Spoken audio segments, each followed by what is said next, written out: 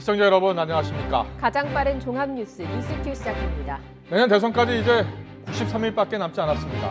이른바 윤핵관 사태로 내용에 빠졌던 국민의힘 오늘 가까스로 사태를 봉합하고 중앙선대위를 출범했습니다. 여당도 소상공인과 전국민 선대위 회의를 가졌죠. 오늘 뉴스큐에서는 김용태 청년 최고위원과 함께 국민의힘 선대위 출범 소식, 갈등 수 과정도 자세히 들어보겠습니다. 백신을 안 맞은 사람 혼자 밥은 먹어도 되는데 학생들은 학원에서 공부할 수 없다. 정부의 방역 강화 조치 등 청소년 방역 패스를 놓고 학부모들이 강하게 반발하고 있습니다. 잠시 뒤 참교육 학부모회 회장을 연결해서 들어보겠습니다. 네, 먼저 정치권 소식부터 들어봅니다. 더불어민주당 이재명 대선 후보는 코로나19로 힘겨워하는 소상공인들과 전국민 선거 대책위원회 회의를 갖고 정부가 전폭적인 재정 지원에 나서야 한다고 강조했습니다. 대선 후보로 선출된 지 한 달 만에 김종인 원톱 선대위를 출범시킨 국민의힘 윤석열 후보는 정권 교체는 뜻만 같으면 누구든 힘을 합쳐야 한다고 했습니다. 국회 취재기자 연결합니다. 조성호 기자. 네, 국회입니다. 네, 이재명 후보 소상공인들과 간담회를 가졌고요. 정부의 재정 지원이 여전히 너무 부족하다 강력히 비판했죠. 네, 이재명 후보 오늘 오전 여의도 중앙당사에서 소상공인들과 함께하는 전국민 선대위 회의를 주재했습니다. 음식과 미용, 귀금속 제조, 의류도매 등 업종 소상공인 7명이 참석했는데요. 코로나19 장기화로 인해 힘겨운 소상공인들의 상황을 직접 듣고 지원 방안과 대책을 함께 얘기하는 자리였습니다. 이 후보는 이 자리에서 국내 총생산 대비 추가 재정 지원 비율이 다른 나라보다 너무 낮다고 쥐꼬리에 빗대면서 정부가 자기 책임을 다하지 않은 거라고 지적했습니다. 그러면서 정부의 전폭적인 지원이 필요하다고 강조했습니다. 이 후보는 오후에는 오미크론 변이가 퍼지고 있는 인천 지역 병원 음압병동을 찾아 코로나19 대응 상황을 점검합니다. 민주당도 이재명표 개혁 입법을 뒷받침하기 위한 노력에 시동을 걸었는데요. 오후 2시부터 정책의원총회를 열고 지난달 24일 개혁 입법 간담회에서 이 후보가 강조한 법안들을 당론으로 채택하는 방안을 논의했습니다. 국회의원 면책특권 개선, 전두환 추징법, 농지투기방지법, 부동산 개발이익 환수법 등이 대상인데요. 방금 전 의원총회가 마무리됐는데 구체적인 회의 결과는 이어지는 보도로 전해드리겠습니다. 민주당은 오는 9일까지인 정기국회에서 최대한 법안 처리를 노력하되 안 될 경우 임시국회를 소집한다는 방침입니다. 네, 국민의힘은 선거대책위원회를 출범시키고 본격적인 선거체제로 돌입했는데요. 윤석열 후보는 연설에서 어떤 점을 강조했습니까? 네, 조금 전 서울 송파구 K스포돔에서 국민의힘 선대위 출범식이 열렸습니다. 윤석열 후보와 김종인 총괄선대위원장, 이준석, 김병준 상임위원장 등이 한자리에 모여 단합을 과시했습니다. 윤석열 후보는 출범식 연설에서 정권 교체를 6차례 언급했는데요. 10가지 중 9가지가 아니라 100가지 중 99가지가 달라도 정권 교체의 뜻 하나만 같다면 모두 힘을 합쳐야 한다고 말했습니다. 선대위 중심으로 선거를 치르겠다면서 약해진 지역 조직을 재건하고 청년과 여성을 보강하고 당을 혁신해서 중도와 합리적 진보로 지지 기반을 확장해야 한다고 강조했습니다. 김종인 위원장이 원톱으로 이끌 선대위 구성도 어느 정도 완료됐는데요. 오늘 오전 비공개 최고위원 회의에서 추가 인선을 단행했습니다. 앞서 내정 사실이 발표된 비니좌 노재승 씨와 박주선 전 국회 부의장이 공동 선대위원장에 임명됐고 선대위 실무를 조율할 총괄 상황본부장은 임태희 전 대통령 비서실장이 맡았습니다. 중도 실용 기조를 강화하기 위해서 금태섭, 윤희숙 전 의원 영입도 추진하고 있습니다. 이런 가운데 제3지대 후보들이죠. 정의당 심상정 후보, 국민의당 안철수 후보가 오늘 만났죠. 어떤 얘기들이 오갔습니까? 네, 심상정 후보와 안철수 후보 오후 2시부터 여의도 국회 근처에서 만났습니다. 이른바 제3지대 공조 방안을 논의하겠다며 처음 만나는 자리였는데요. 1시간 20분가량 대화를 나눴습니다. 만남을 앞두고 정의당 배진규, 국민의당 권은희 원내대표가 만나 조율한 의제를 놓고 이야기를 나눴고 내용에는 거대 양당 후보가 연루된 대장동 의혹과 고발사주 의혹에 대해 동시특검, 이른바 쌍특검을 하는 방안, 그리고 결선투표제 등 양당 체제 종식을 위한 정치개혁과제, 연금개혁 등 청년정책에 관한 얘기가 오갔습니다. 이 밖에 대선을 치르는 과정에서 정책 공조 방안 등에 대한 얘기도 나눴는데요. 두 후보 모두 단일화 논의에는 선을 그었습니다. 일단 첫 만남에서 구체적인 의견 합의를 본 게 있는 만큼 계속 공조 논의를 이어갈 거로 보입니다. 지금까지 국회에서 YTN 조성호입니다. 더불어민주당 이재명 대선 후보와 국민의힘 윤석열 후보의 지지율 격차가 소폭 좁혀졌다는 여론조사 결과가 나왔습니다.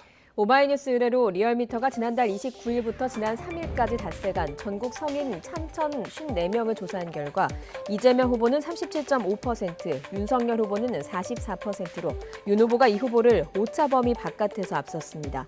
다만 지난달 이뤄진 직전 조사와 비교하면 윤 후보는 2.3%포인트 낮아졌고 이 후보는 0.6%포인트 올라서 두 사람의 격차는 9.4%포인트에서 6.5%포인트로 조금 줄었습니다. 또 정의당 심상정 후보는 3.2%, 국민의당 안철수 후보는 3.8%로 조사됐습니다. 이와 함께 TBS 의뢰로 한국사회여론연구소가 지난 3일부터 이틀간 전국 성인 1,007명을 대상으로 조사한 결과에선 이재명 후보가 37.9%, 윤석열 후보 41.2%로 두 사람 간 격차는 오차 범위 아닌 3.3%포인트로 나타났습니다. 리얼미터와 한국사회여론연구소 조사는 95% 신뢰 수준의 표본 오차는 각각 플러스 마이너스 1.8%포인트, 플러스 마이너스 3.1%포인트고 자세한 내용은 중앙선거여론조사심의위원회 홈페이지에서 확인할 수 있습니다.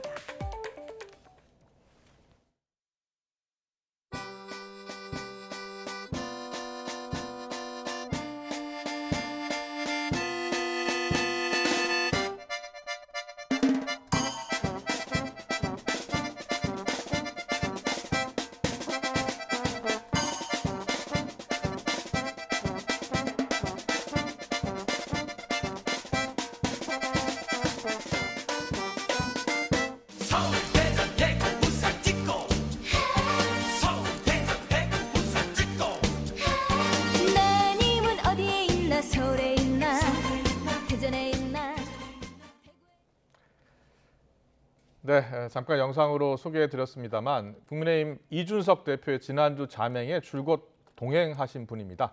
국민의힘 김용태 청년 최고위원인데요. 그만큼 이번 자맹에서 있었던 과정을 누구보다 상세히 잘 알고 있는 인물일 겁니다. 조금 전 선대위 출범식에도 참석을 한 것으로 알고 있는데요. 국민의힘 현 상황 어떻게 평가하고 있는지 연결해서 들어보겠습니다. 최고위원님 나와 계시죠? 예, 안녕하십니까. 김용태 최고위원입니다. 네, 안녕하십니까. 조금 전 있었던 선대위 출범식 가셨죠? 예, 다녀왔습니다. 네, 오늘 분위기가 좀 어땠습니까? 예, 선대위가 출범하는 과정에서 중간에 어려움이 있었지만 네, 윤석열 후보님과 이준석 대표님 그리고 김종인 위원장님께서 여러분들께서 이해와 공감이 있었기 때문에 잘 출범할 수 있었다고 생각합니다. 네, 많은 국민들께서 지난 한 주 동안 저희 국민의힘에 많은 걱정을 주셨던 것으로 알고 있습니다. 네, 갈등이 없는 조직은 없을 것입니다. 그러나 중요한 것은 이 갈등이 있는지를 인지를 하고 또 어떻게 풀어나가는지 그것이 중요하다고 생각되고요.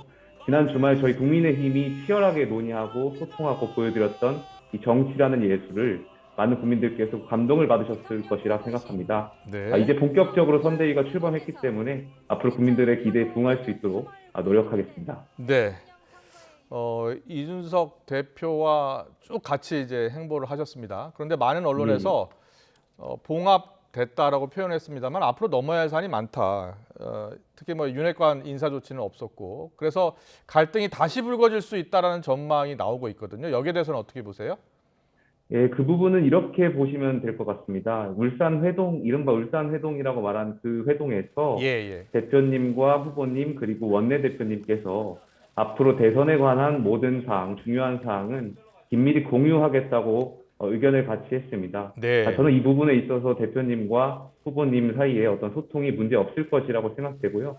일각에서 말씀드리는 그런 핵심 관계자라는 분이 한 분일지 여러 분일지는 저도 잘 모르겠습니다만 네네. 이제는 선당후사의 과정, 선당후사의 그 마음으로 정권 교체라는 같은 목표점을 향해서 다 같이 노력해야 된다고 생각합니다. 네. 그런데 더 중요한 것은 그 울산 회동에서 저희가 당무 우선권에 대한 해석이 있었는데요. 예. 그동안 당무 우선권에 대해서 여러 가지 해석이 있었습니다. 네. 저희 당원 제74조에 보면은 대통령 후보는 필요한 범위 내에서 효율적으로 선거 추진을 위해서 필요한 범위 내에서 당무 전반에 우선한다라는 규정이 있었는데요. 예. 이 필요한 범위 내라는 것을 가지고 해석에 애매함이 있었습니다. 근데 이번 회동에서 이것을 다 같이 의견을 같이 했는데요. 필요한 범위 내라는 것은 후보께서 당대표에게 요청하고 당대표는 후보자의 의견을 존중해서 결정하는 것으로 같이 의견을 마무리했습니다. 그래서 네. 말씀하시는 그런 지적사항에 대해서는 좀 지켜봐 주시면 될 것 같고요. 앞으로 잘 해결해 나갈 수 있을 것이라고 생각하고 있습니다. 예, 김영태 최고위원님. 이준석 예. 대표가 지난주 월요일 이제 SNS에 그렇다면 여기까지라고 쓴 뒤로 이제 사실상 자맹에 들어갔고 그리고 함께 예. 행보를 했는데 이준석 대표가 뭐라고 하던가요? 자맹 기간 중에. 저는 그 월요일 날 밤이죠. 그 예. SNS에 글을 올리고 제가 최고위원으로서 좀 걱정이 돼서 당대표를 찾아갔습니다. 예. 그 과정에서 지난 그 언론에서도 나왔지만 대표께서 말씀하셨듯이 홍보비를 해먹으려 한다는 등의 이런 발언 등이 있었다는 것을 저도 그날 처음 알았고 예. 그 과정이 좀 심각하다고 저도 느꼈습니다. 지금 저희가 선대위 과정에 있어서 어떤 이 문제를 해결하지 않는다면 저는 저희가 정권 교체에서 좀 멀어질 수도 있다고 심각하게 위기상을 느꼈고 지금 이 문제를 좀 해결하자라는 생각에서 비공개 일정을 수행하게 되었습니다. 네. 처음에는 이제 부산으로 갔잖아요. 거기서 장제원 의원 사무실을 갔는데 혹자는 그게 장제원 의원과 소통하지 않고 방문한 것을 도발이다, 반격이다 이런 해석이 나왔는데 거기로 간 이유는 뭐였습니까? 일정 하나하나의 의미를 부여하시는 것은 보시는 분에 따라서 다를 수 있다고 생각합니다. 근데 저희가 장제원 의원님 사무실에 갔었던 이유는 이제 순천으로 이동하는데 부산의 사상터미널이 이용을 했었어야 했습니다. 그래서 예. 부산의 사상터미널 옆에 장제원 의원님 지역구 사무실이 있었고 네. 당대표로서 지역 사무실을 방문해서 지역 당직자분들을 격려하고 또 지역 현안을 좀 이야기를 듣고자 방문했던 것이지 네. 특별한 의미는 없었습니다. 그 이후로 윤석 대표가 혹시 장제원 의원하고 전화를 하거나 소통을 한 적이 있습니까? 저희 지역구 그 장제원 의원님 지역구 사무실 방문했을 때 장제원 의원님께서 그 지역 당직자로부터 연락을 받으시고 직접 전화를 그 당직자를 통해서 대표님께 전화를 하셨습니다. 그래서 그 그랬군요. 과정에서 전화 통화를 했었습니다. 알겠습니다. 본격적으로 금요일 울산 회동에 대해서 좀 물어볼게요. 이준석 대표가 윤석열 후보를 만나기 전에 그러니까 금요일 오전에 기자회견했었잖아요. 그러니까 예. 의제를 조율할 수 없다. 검열이 있는 만남 하지 않겠다라고 했는데 당시 누가 연락을 했고 어떤 의제를 갖고 이야기하자고 한 겁니까? 예, 저희가 목요일 날에는 그러니까 제주도에 있었습니다. 예. 목요일에 제주도에 있는데 그 후보님께서 제주도로 오실 수도 있다는 언론을 통해서 저희가 기사를 보았고요. 예. 후보님 측에서 저희에게 직접적인 연락을 하시거나 하시진 않았습니다. 네네. 다만 저희가 목요일 밤에 다음 날이죠. 금요일 날 울산으로 가야 될 일정이 있었습니다. 예. 대표께서 오랜 기간 동안 그 울산 시당에서 행사가 있었는데 여기에 오래전부터 꼭 참석하시겠다고 약속했던 행사시고 저희가 울산 간 김에 원내대표님을 만나기로 했었던 일정이 있었기 때문에 예. 꼭 반드시 울산을 가야 하는 일정이 있었습니다. 그런데 후보님께서 이것을 인지하지 못하시고 만약 금요일에 제주도에 오시면 저희가 또 울산으로 떠나면 저희가 마치 후보님을 피하는 모습을 보여드릴 것 같아서 그거는 좀 적절하지 못하다고 생각했고요. 그래서 원내대표님을 통해서 저희가 좀 울산에서 어떤 대표님을 만난다는 의견을 좀 조율했었습니다. 그래서 중간에서 원내대표님께서 좀 역할을 좀 해주셨습니다. 역할을 해주신 거는 알겠는데 금요일 오전 기자회견 때 의제를 조율하는 만남, 검열이 있는 만남은 하지 않겠다. 당 대표와 후보가 만나는데 왜 의제를 조율해야 하느냐 이렇게 기자회견을 했잖아요. 예. 예. 그 말씀은 그대로 해석하시면 될 것 같습니다. 저희가 사전에 의견을 조율하거나 의제를 조율하진 않았고요. 예. 그날 그 금요일 날 회동 직전까지도 저희는 두 분의 어떤 말씀을 나누실지에 대한 고민도 있었고 두 분께서 좀 말씀을 잘 나누실지에 대한 의구심도 좀 있었던 것도 사실입니다. 예. 그런데 이제 그날 결과가 좀 좋아서 극적으로 좀 회동이 잘 되었던 것 같습니다. 네. 그래서 결국은 그날 저녁, 금요일 저녁에 이제 회동을 갖게 된 건데 금요일 저녁 회동은 언제 결정된 겁니까? 금요일 점심 이후에 결정된 것 같습니다. 금요일 점심 이후에요? 예. 최종 누가 확인을 해준 거죠? 최종 울산 시당에 저희가 대략 정확하게 제가 시간은 기억나진 않습니다만 한 2시경 정도에 울산 시당에 도착해서 대표께서 행사를 가졌고 그 시당에 김도읍 정책위의장과 김기현 원내대표께서 기다리고 계셨습니다. 네. 그러면서 이제 그 행사가 끝나고 대표와 그 원내대표님 그리고 정책위의장님과 이야기를 하시면서 그 과정에서 좀 이야기가 전달됐던 것 같습니다. 네, 그렇군요. 알겠습니다. 그리고 회동 후 결과 발표 때요. 김종인 전 비대위원장 합류 소식도 함께 발표됐잖아요. 예, 예. 그게 언제 결정된 겁니까? 그거는 저도 회동에 직접적으로 참여하진 않았고, 예. 그날 울산 회동은 후보님과 대표님, 원내대표님 세 분만 이야기를 나눴습니다. 아마 그 과정에서 이야기가 나왔던 걸로 알고 있고요. 네. 저는 회동 직후에 이제 브리핑 과정에서 저도 이야기를 듣게 되었습니다. 알겠습니다. 청년 최고위원으로서 당이 최근 한 달간 보여준 그 선대위 갈등 모습, 많은 분들이 자리 싸움하고 있는 것 아니냐, 너무 시간을 오래 끌고 있는 것 아니냐 이런 비판, 지적에 대해서는 어떻게 보세요? 저는 저희 후보님께서 어제 SNS에 글을 올리셨는데요. 저는 참 많은 공감을 했습니다. 때로는 시간도 일을 한다라는 예. 표현을 쓰셨는데요.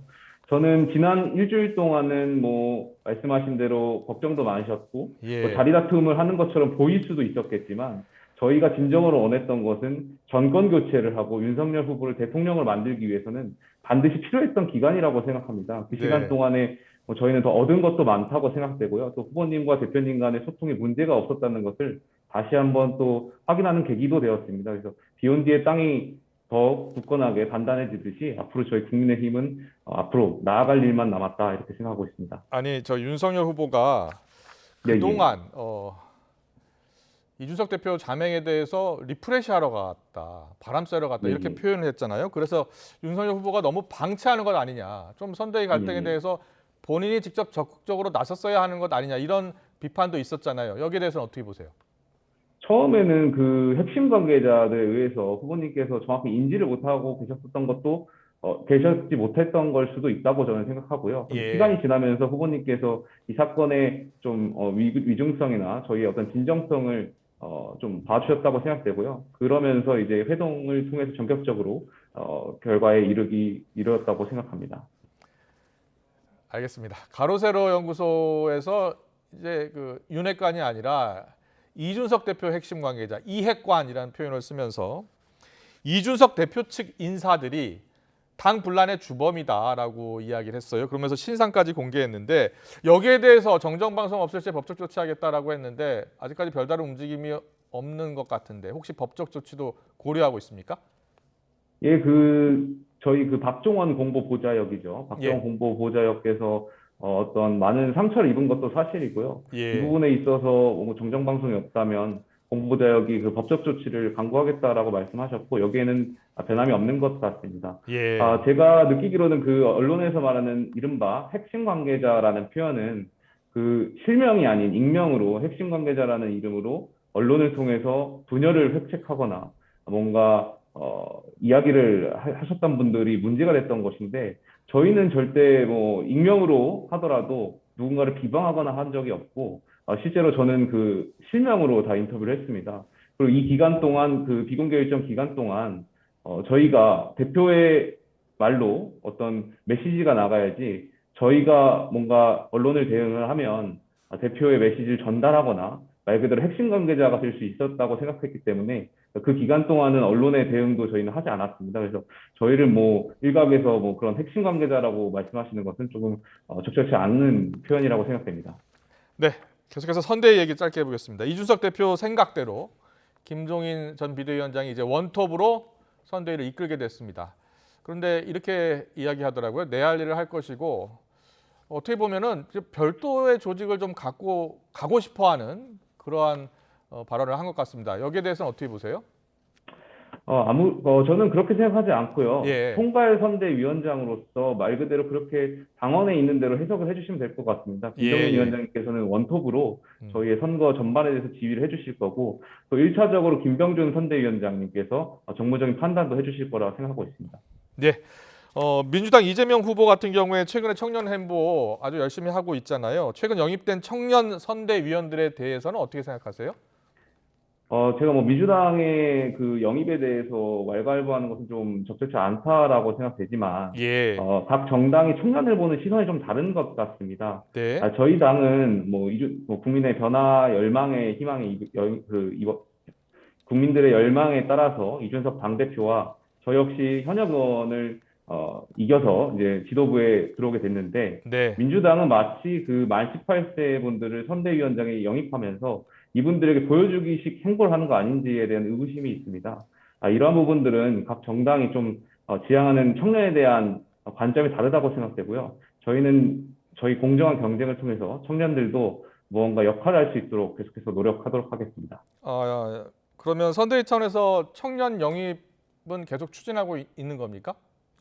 예, 뭐 각자 맡은 바 역할이 있을 것이라고 생각되고요. 네. 그 부분에 있어서는 계속해서 영입이 진행될 것으로 알고 있습니다. 알겠습니다. 윤석열 후보의 청년 행보들 가운데 좀 아쉬운 점이 있다면 어떤 점을 좀 바꿔 나가야 될 것 같습니까?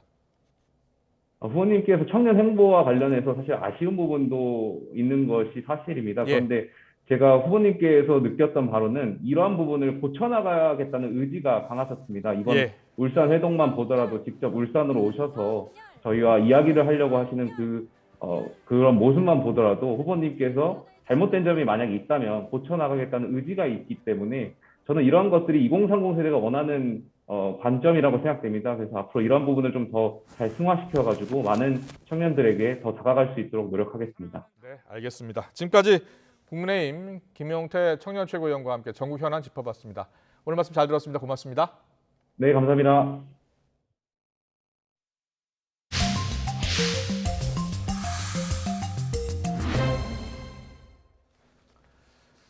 네, 코로나19 새 변이 오미크론 감염으로 확진된 사람이 12명 더 늘었습니다. 정부는 오미크론 대응에 방역 역량을 집중하기로 했습니다. 취재기자 연결합니다. 최명신 기자. 네, 최명신입니다. 네, 오미크론 감염자가 계속 늘고 있네요. 오늘 현황은 어떻습니까? 네, 오늘 0시 기준 오미크론 변이 감염자는 12명이 추가돼서요. 지금까지 모두 24명입니다. 국내 감염이 10명, 해외 유입이 2명 추가됐는데 국내 감염 대부분은 인천교회 관련입니다. 이런 가운데 외대와 경희대, 서울대 재학생 각각 1명이 오미크론 감염 의심 사례로 분류되면서 서울대학가를 중심으로 오미크론 집단 감염으로 번질 우려가 커지고 있습니다.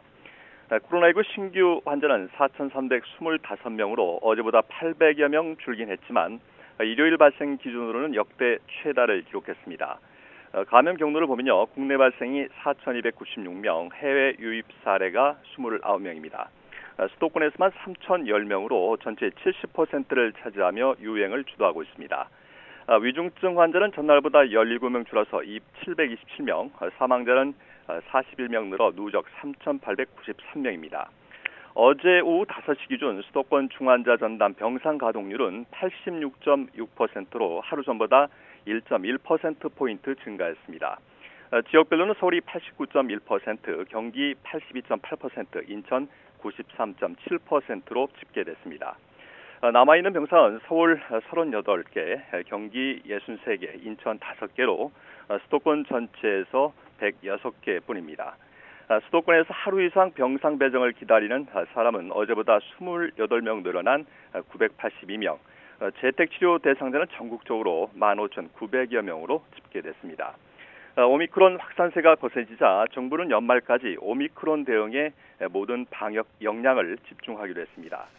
김부겸 총리는 오늘 오전 중대본 회의에서 오미크론 위협이 가시화하고 있는 만큼 방역당국은 지자체와 긴밀히 협조해 입국자에 대해 철저히 검역을 실시하고 밀접 접촉자를 신속하게 추적 차단할 수 있도록 총력을 기울여달라고 주문했습니다.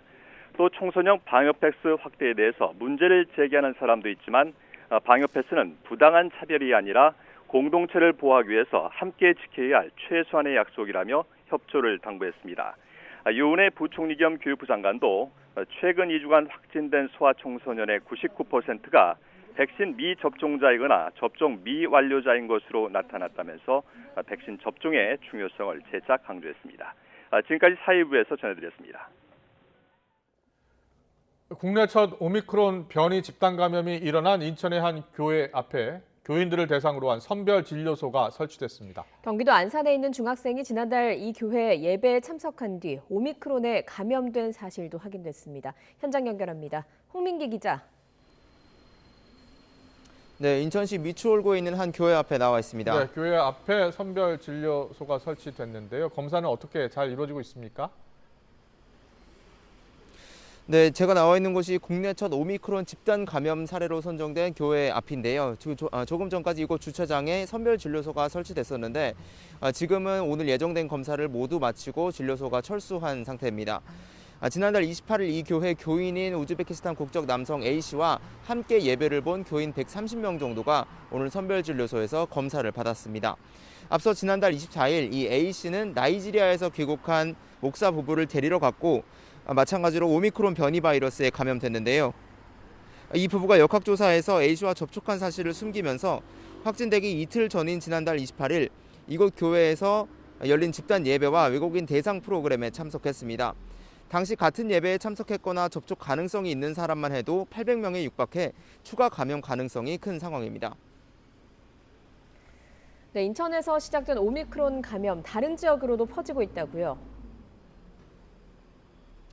네, 그렇습니다. 경기도 안산에 있는 한 중학생이 조금 전 오미크론 확진 판정을 받은 것으로 확인이 됐는데요. 이 학생은 지난달 28일 앞서 말씀드렸던 이 A씨와 같은 교회 예배에 참석한 것으로 확인됐습니다. 지난 2일 코로나19 확진 판정을 받았고 이후 오미크론 의심자로 분류돼서 추가 검사를 받은 결과 변이 확진 사실이 드러난 겁니다. 이 학생은 예배에 참석한 뒤 학교 수업에도 출석했는데요. 방역당국은 같은 반 학생 36명을 모두 자가격리 조치하고 원격 수업으로 전환했습니다. 이 학생 외에도 충북 진천에 거주하는 70대 외국인 여성이 이 교회 예배에 참석했다가 코로나 확진 판정을 받고 오미크론 여부를 확인하고 있습니다. 인천에서 시작된 변이 바이러스 감염이 다른 지역으로 속속 퍼지면서 지역사회 전파가 더욱 빨라지는 것 아니냐는 우려도 커지고 있습니다. 지금까지 인천시 미추홀구 한 교회 앞에서 YTN 홍미기입니다. 네, 이 인천 교회발 오미크론 변이 집단 감염 확산 우려가 이젠 기말고사를 앞둔 대학가로 퍼지고 있습니다. 교회를 다녀온 학생들이 잇따라 확진 판정을 받으면서 오미크론 감염 의심 환자로 분류됐는데 그 사이 여러 학생들과 직간접적으로 접촉했던 것으로 확인됐습니다. 엄윤주 기자입니다. 한국외국어대학교 사회과학대학 건물. 이곳에서 수업을 듣던 외국인 학생 한 명이 지난 3일 코로나19 확진 판정을 받았습니다. 이 학생은 지난달 28일 오미크론 변이 감염이 처음 확인된 A 목사 부부가 속한 인천 교회에 다녀왔습니다. 다음 날 학생 30여 명이 참여한 대면 수업에 참여한 데 이어 지난달 30일부터 이틀 동안 학교 도서관에서 머물기도 했습니다. 그리고 지난 3일 코로나19 확진 판정을 받았고 현재 오미크론 변이 감염 의심자로 분류되어 있습니다. 기말고사를 앞둔 학교 안에는 불안감이 급속도로 퍼지고 있습니다. 학교에서 오미크론 확진자가 나올 수도 있다는 게 굉장히 조금 당혹스러웠고 그래서 이대로 바로 학교를 등교해도 되는 것인가 조금 걱정이 좀 됐던 것 같아요. 화장실 같은 경우에는 모두가 사용하는 공간이고 이런 사소한 부분에서도 감염 발생의 위험이 있는데 이에 대해서 학교에서는 정확히 밝히지 않고 학교도 비상에 걸렸습니다. 확진자가 다녀간 도서관입니다. 학교 측은 오는 11일까지 도서관 이용 인원을 30%까지 제한하고 세미나실 등은 이용을 금지했습니다. 또 오는 8일부터 14일까지 캠퍼스 내 모든 수업을 비대면으로 전환하기로 했습니다. 인근에 있는 경희대학교와 서울대학교에서도 오미크론 변이 감염 의심 사례가 잇따라 나왔습니다. 하지만 모두 방역당국이 오늘 0시 기준 발표한 추가 오미크론 변이 감염자에 포함되지 않았습니다. 내일 오전 이들의 오미크론 감염 여부가 공식 발표될 예정인 가운데 인천 교회발 오미크론 감염이 대학가를 중심으로 확산될 수 있다는 우려가 점점 커지고 있습니다. YTN 엄인주입니다. 오늘부터 코로나19 특별 방역 대책이 시행됨에 따라 영화관과 공연장, 박물관, 미술관 등 문화시설도 방역 패스 의무 적용 시설에 새로 포함됐습니다. 영화관과 박물관, 미술관 등 관련 업계는 정부 지침에 따라 오늘부터 시설 입장을 위해서는 백신 접종 증명서나 음성 확인서를 제시해야 한다고 밝혔습니다. 방역당국은 방역 패스가 적용되지 않는 종교시설에 대해서도 향후 출입 제한 등 개선 방안을 마련하겠다고 밝혔습니다. 중앙재난안전대책본부는 오늘 종교시설은 개방된 출입구를 통한 입출입이 빈번해서 백화점과 시장처럼 방역 패스 적용이 어려운 측면이 있다고 덧붙였습니다. 하지만 최근 종교시설 감염이 계속됨에 따라서 개선 방안을 마련하겠다고 밝혔습니다. 고령층의 코로나19 백신 추가 접종률이 20%에 불과한 것으로 나타났습니다.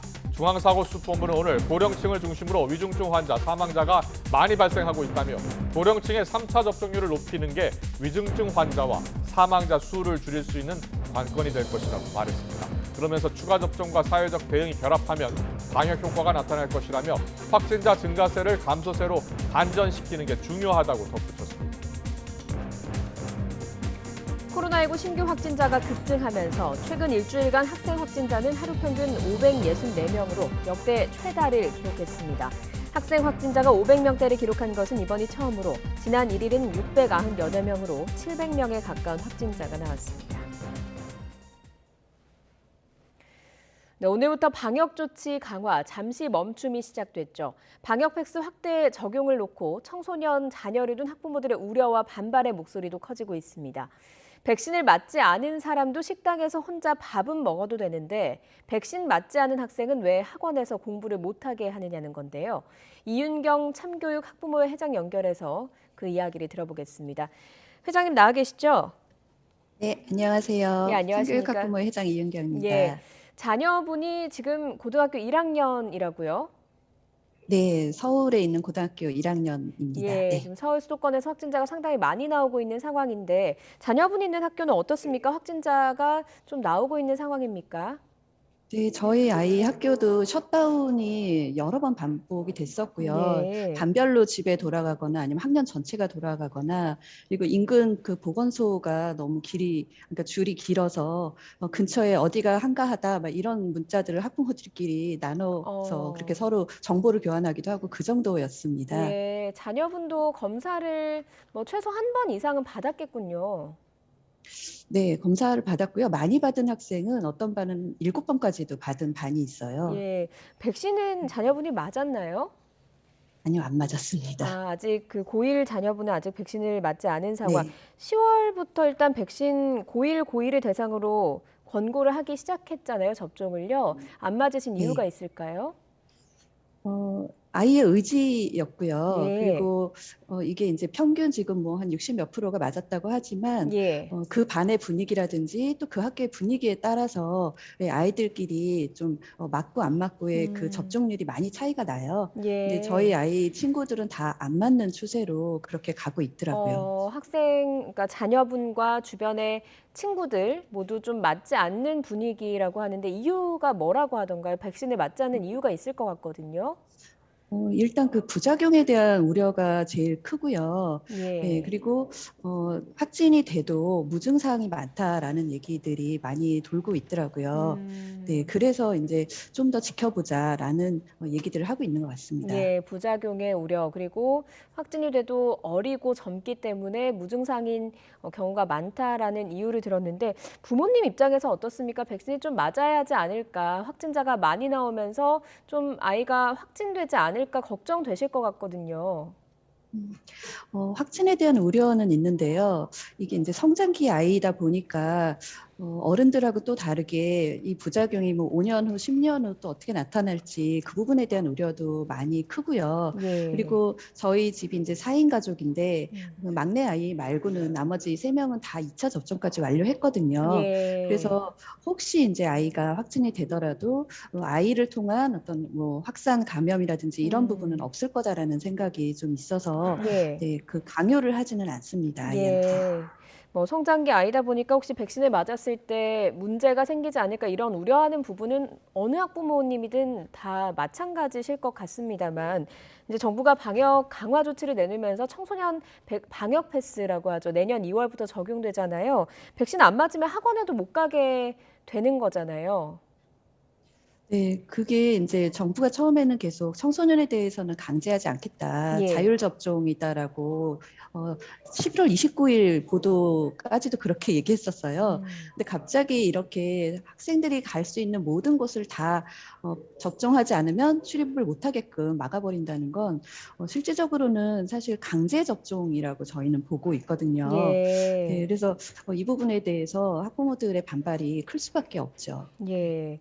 정부도 사실은 학생들에게 백신을 맞을 수 있는 선택권을 주다가 이번에 청소년들에게 방역 패스를 확대 적용하기로 한 것은 사실은 이제 공동체의 이익이 조금 더 우선이고 접종의 이익이 더 큰 것이다라고 하는 정부의 입장이 있는 것 같습니다. 확진자가 워낙 많이 나오고 있으니까요. 정부의 이런 그 이유에 대해서는 좀 어떻게 보셨습니까?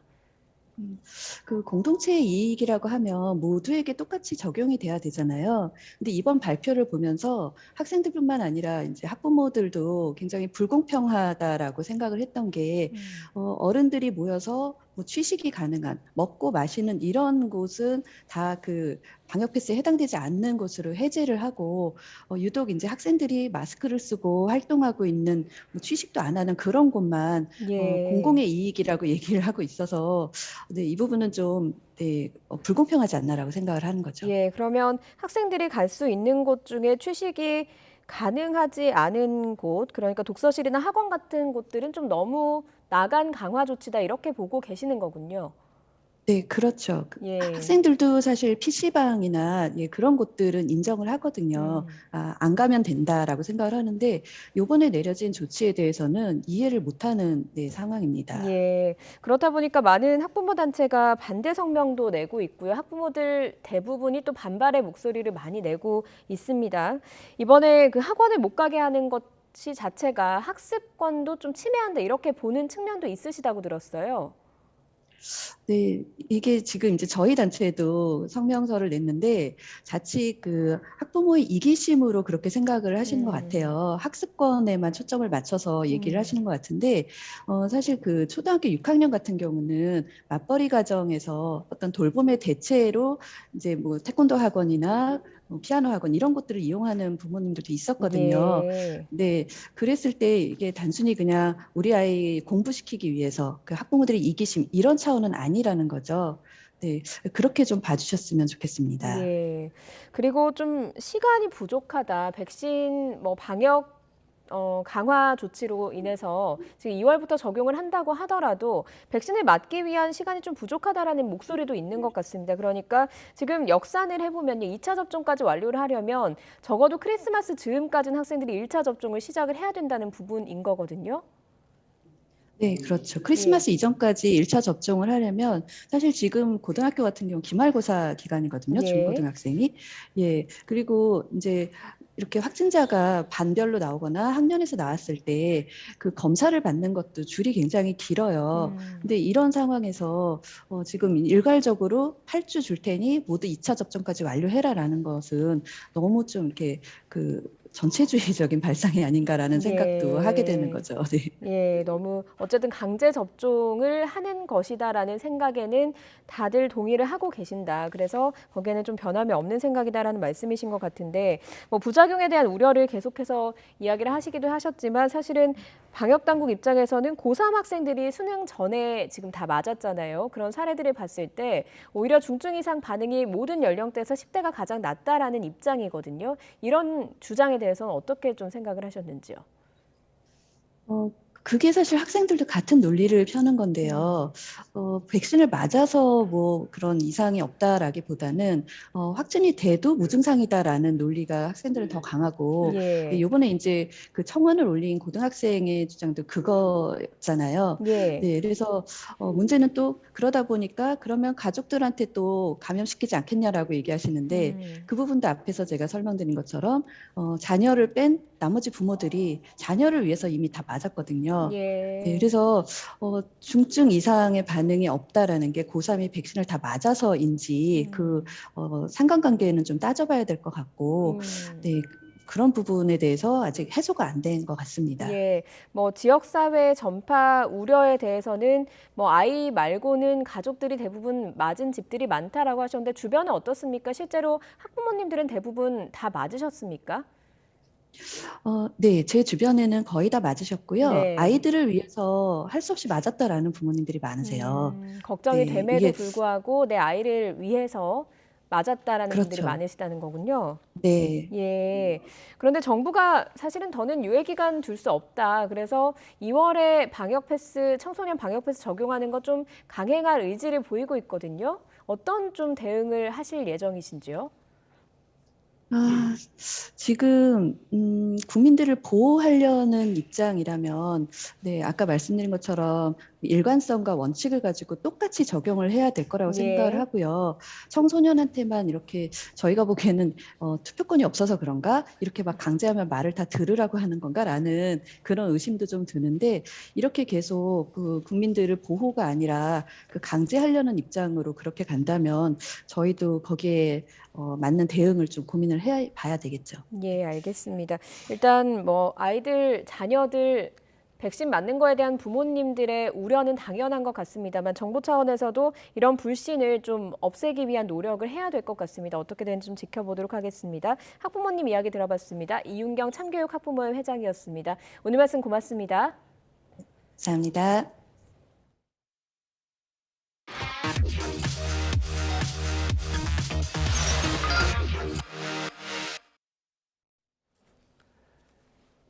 여야 반장 큐 시간입니다. 민주당 이재명 대선 후보가 코로나19로 피해를 본 소상공인에 대한 완전한 보상이 필요하다라고 강조했습니다. 내부 갈등에 휩싸였던 국민의힘 윤석열 후보는 오늘 선대위 출범과 함께 전열을 정비하고 대선 행보에 속도를 내기 시작했습니다.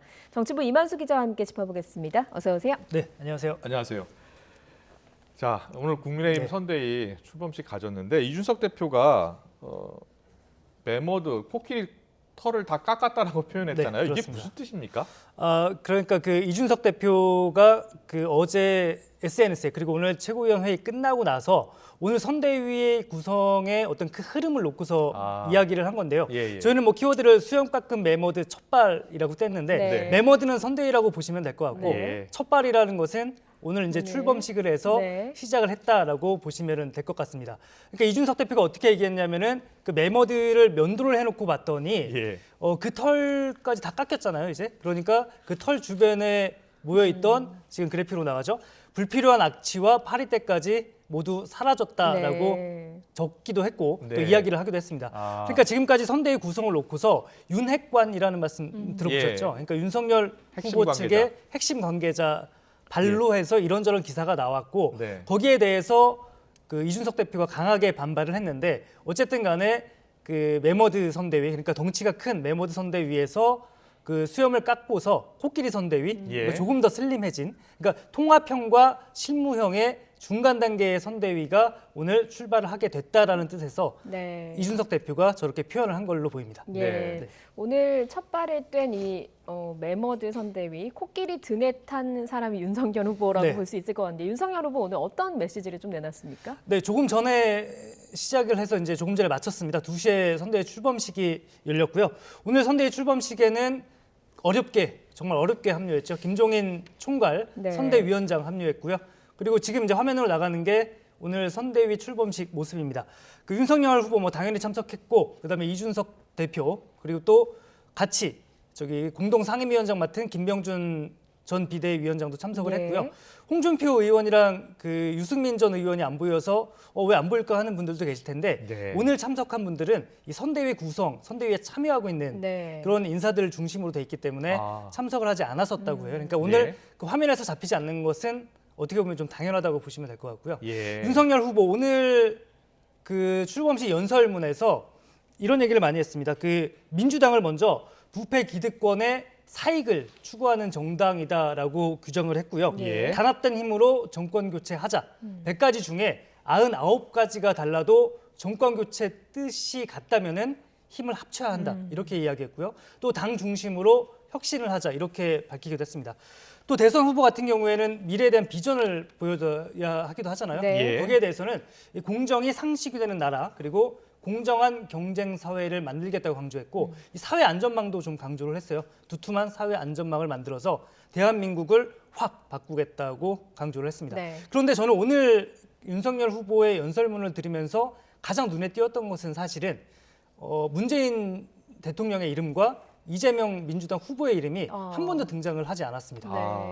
그리고 대신에 이제 민주당을 뭐 부패 기득권 정당이라고 규정을 했지만 문재인 대통령의 이름과 이재명 후보의 이름을 한 번도 언급하지 않으면서 정부 비판 그리고 미래에 대한 비전 제시 여기에 좀 더 포커싱을 맞춘 것 같거든요. 일단 오늘 윤석열 후보의 말부터 직접 들어보시겠습니다. 우리는 이 지긋지긋한 부패하고 무능한 정권을 반드시 심판해야 합니다. 지겹도록 역겨운 위선 정권을 반드시 교체해야 합니다. 우리는 이번 선거에서 반드시 이겨서 향후에 있을 지방선거와 총선에서 승리할 기반을 마련해야 합니다. 만에 하나라도 내년 대통령 선거에서 승리하지 못한다면 계속 있을 두 번의 선거도 뼈아픈 패배를 당할 가능성이 큽니다. 그리고 우리의 자유민주주의 대한민국은 그렇게 사라질지도 모릅니다. 네. 진짜 보니까 문재인 대통령이나 이재명 후보를 직접 겨냥하는 말은 없어요. 그렇습니다. 네. 네. 문재인 정부를 비판하는 네. 그런 발언이 대신에 정권 있었는데. 교체라는 말을 6번 정도 강조했다고 합니다. 예. 자, 상당히 수위를 낮췄다고 볼 수 있는데 그 배경이 있을 거예요. 어떻게 보고 있어요? 일단 뭐 저희가 분석하기에는 이제 정말 대선 후보고 이번 대선에서 20대 대선에서는 중도 외연 확장이 굉장히 중요하잖아요. 예. 그렇기 때문에 그 중도 외연 확장에 대한 포석을 둔 게 아닌가 싶기도 하고요. 지난번 출마 선언 당시에 그리고 후보로 선출된 지난 11월 5일 당시 발언만 보더라도 그 당시만 하도 뭐 무도한 정권이다. 그다음에 부패한 이득권 뭐 카르텔이다라면서 또 이재명 후보를 겨냥해서는 포퓰리스트다 이렇게 직접 비판하기도 했었거든요. 그 당시에는 굉장히 어조도 셌고 발언의 수위도 높았는데 오늘은 한결 좀 수위가 낮았다고 볼 수 있습니다. 네. 지난달 5일에 후보로 선출된 직후의 발언도 한번 들어보시면은 그 차이를 조금 더 확실하게 느끼실 수 있을 것 같습니다. 네. 이번 대선은 상식의 윤석열과 비상식의 이재명과의 싸움입니다. 합리주의자와 포퓰리스트의 싸움입니다. 또다시 편가르기와 포퓰리즘으로 대표되는 사람을 후보로 내세워 원칙 없는 승리를 추구하고자 하는 이 무도함을 국민 여러분께서 단호하게 심판해 주십시오. 좀 차이를 느끼셨나요? 네. 어떠신가요? 네. 직접적으로 공격적인 단어를 사용하는 것을 좀 피한 것 같아요. 가급적 피한 것 같고 네. 다분히 의도적으로 보이긴 합니다. 네. 그런데 지난 금요일에 사실은 뭐 네. 이준석 대표와 윤석열 후보가 회동해서 울산 합의를 이뤄낸 것도 놀라웠는데 네. 속보로 김종인 위원장 합류하게 됐다 이런 소식이 들려져서 다들 깜짝 놀랐잖아요. 네. 어렵게 합류를 했습니다. 그렇습니다. 네. 오늘 그래서 이제 선대위 출범식에 참석을 했고요.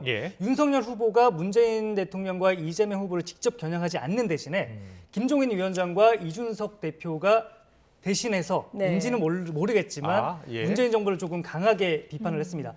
무능하고 부패한 문재인 정부 심판하고 벼랑 끝에선 민생과 경제를 되살리면서 공정과 상식의 기준을 바로 세우겠다라고 이야기를 했는데요. 어제도 사실은 이제 오늘 이제 컨셉을 보면은 윤석열 후보는 직접 비판을 좀 피하고 김종인 위원장과 이준석 대표가 이제 문재인 정부를 강도 높게 비난을 했는데 어제 윤석열 위원장이 그 윤석열 후보를 만났어요. 잠시 어제 오후에 당사에서 만났는데 아마 오늘 이 선대위 출범식의 전체 방향이라든지 연설문 등과 관련해서도 전체적인 의견 조율과 의견을 좀 나눈 걸로 보이기는 합니다. 그렇군요. 자, 정치는 이제 메시지니까요. 네. 자, 메시지 관리를 김종인 총괄선대위원장이 하고 있는 것 같다라는 말씀 해주셨는데 다분히 그럴 가능성이 높아 보입니다. 네. 자, 김종인 위원장이 그동안 합류할까 말까 고민 많았었는데 결정적으로 합류하게 된 계기 이유는 어디에 있을까요? 글쎄요, 뭐 지난 3일 울산 담판이라고들 많이 하잖아요. 윤석열 후보와 이준석 대표 자맹인 듯 자맹 아닌 자맹을 이어가고 있던 이준석 대표가 울산에서 만났는데 그날 저녁에 이제 둘이 회동을 하면서 윤석열 후보가 김종인 위원장에게 전화를 걸어서 합류를 부탁을 했고 거기서 이제 뭐 바로 오래 시간을 끌지 않고 오케이 합류하겠다 이렇게 이야기를 했다고 해요. 그래서 저희가 이제 도대체 그러면 지난 과정을 보면은 김종인 위원장과 윤석열 후보의 거리가 상당히 있는 걸로 보였거든요. 이렇게 극적으로 합류하게 될 거라고는 미처 예상을 못했는데 뒤에 취재를 해보니까 비밀병기가 있었다라는 이야기가 들려오기는 했습니다. 비밀병기가 누구였습니까? 그래서 저희가 직접 확인한 건 아니고 김종인 위원장이 오늘 라디오에 출연을 해서 대략적인 힌트를 준 것 같기는 해요. 지금 이제 그래픽으로 나가고 있는데 김재원 최고위원과 아내 김미경 씨가 결정적인 역할을 했다고 합니다. 김재원 최고위원이 뭐 매일은 아니고 자주 포도주를 사와서 네. 굉장히 강하게 설득을 했고 아내 김미경 씨도 처음에는 다소 부정적이었다가 김재원 최고위원과 함께 선대위 합류를 적극적으로 설득을 했다고 합니다. 그렇군요. 김종인 위원장이 오늘 라디오에서 이 내용을 직접 밝혔어요. 김종인 위원장의 얘기를 한번 들어보고 가겠습니다. 나하고 얘기가 잘 안 되니까 우리 집사람을 같이 와서 앉으시라고 그래가지고 그러나 내가 사실은 그런 문제 때문에 우리 집사람하고도 여러 번 옥신각신 하던 그런 과정을 갖다 겪었는데 그날 그 김재원하고 우리 집사람하고 의견이 딱 맞아가지고 나를 하도 합박을 하기 때문에 내일 아침에 내가 이제 판단을 하겠다 그렇게 얘기를 했더니 뭐 김재원 의원이 지금 연락을 해서 하시는 게 참 효과가 더 좋을 것 같다. 금요일날 저녁 9시 한 15분쯤 됐어요.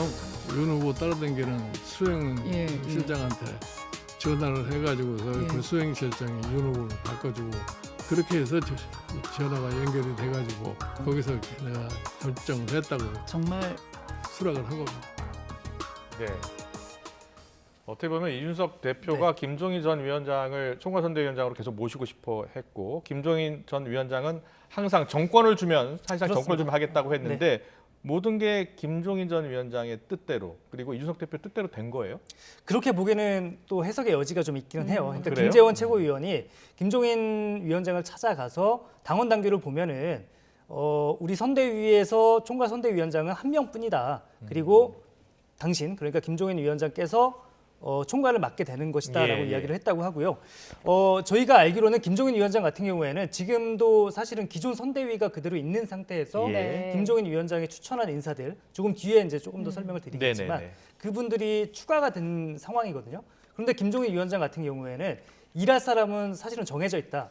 더 슬림한, 더 가벼운, 더 기동성 있는 이재명 후보의 말을 빌리면은 뭐 몽골 기병 같은 선대위를 김종인 위원장도 생각을 하고 있었던 것 같기도 합니다. 네. 어떻습니까? 김종인 위원장이 합류하면서 국민의힘, 그러니까 윤석열 후보의 선대위 모습이 좀 바뀌게 되겠습니까? 윤석열 후보의 말을 빌려서 말씀을 드리면은 차차 변화가 있을 거라고 합니다. 그리고 이제 정당이나 선대위나 뭐 어느 조직이든 간에 그 조직의 미래 방향을 살펴볼 수 있는 가늠자, 정책과 인사 두 가지잖아요. 그렇습니다. 먼저 김종인 위원장 같은 경우에는 첫 일성으로 코로나19로 인한 사회적인 양극화 해소 그리고 해소를 통해서 이제 본격적인 중도 외연 확장에 나설 것 같고요. 오늘도 뭐 어떤 얘기를 했냐면은 코로나19 사태로 경제적으로 황폐해진 사람들을 소생시키는 거, 다시 살리는 것이 첫 번째 공약이 되어야 하지 않겠느냐라고 강조를 했습니다. 그리고 이제 보면은 이제 김종인 위원장 하면은 사실은 2012년도 대선 때 박근혜 전 대통령 도우면서 경제 민주화 카드를 들고 나왔잖아요. 그러니까 이게 어떻게 보면 이제 중부담 중복지라든지 당시 보수 정권과는 상당히 궤를 달리하는 경제 민주화라는 카드를 들고 나오면서 박근혜 전 대통령 당선에 굉장히 혁혁한 공을 세우기도 했는데 과연 김종인 전 위원장이 코로나19로 인한 양극화 해소, 황폐해진 사람들을 소생시키겠다는 첫 번째 공약으로 어떤 것을 들고 나올지도 관심을 가지고서 좀 지켜보시면 좋을 것 같습니다. 약자 동행위원회?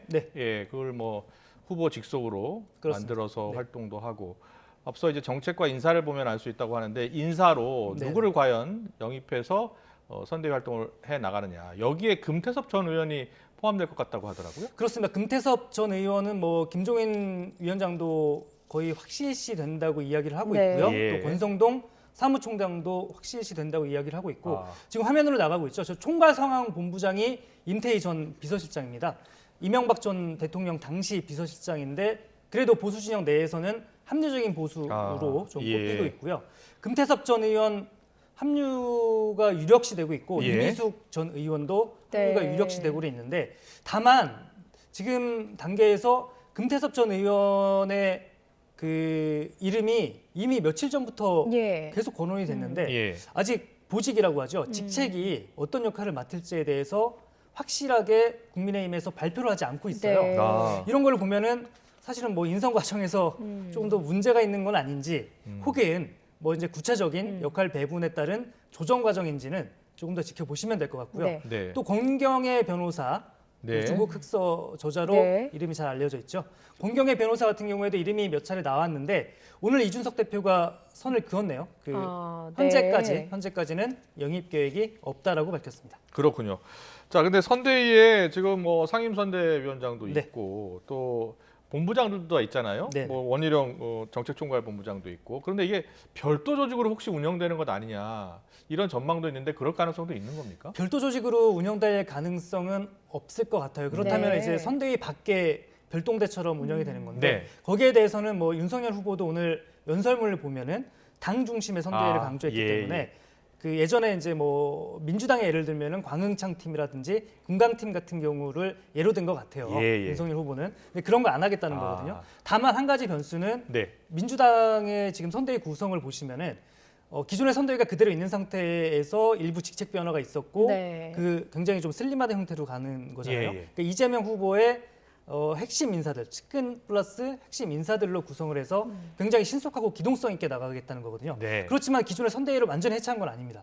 마찬가지로 그렇죠. 예. 국민의힘 선대위도 기존의 윤석열 후보가 지금까지 짜둔 그 구성과 체제를 그대로 유지를 하면서 김종인 위원장이 정권을 쥐고 끌고 가고 김종인 위원장의 아까 말씀드렸던 임태희 총괄 상암본부장 등등 몇몇의 핵심 인사를 중심으로 핵심적인 결정과 메시지는 그 단위에서 나올 가능성이 높다고는 볼 수 있을 것 같습니다. 예. 알겠습니다.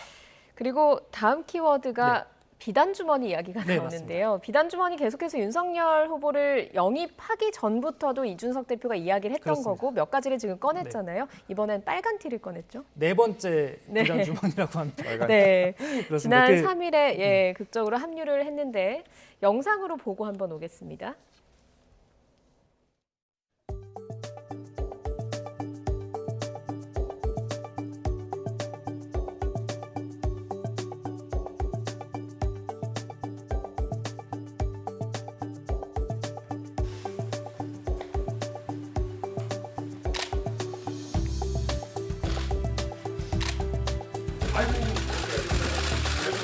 잘 폈어요? 잘 피는지 모르겠지. 잘라가지고. 뭐가 AI 그거 잘 나왔다고. 부산 뭐 부산 대구 이런 데는 안 돼.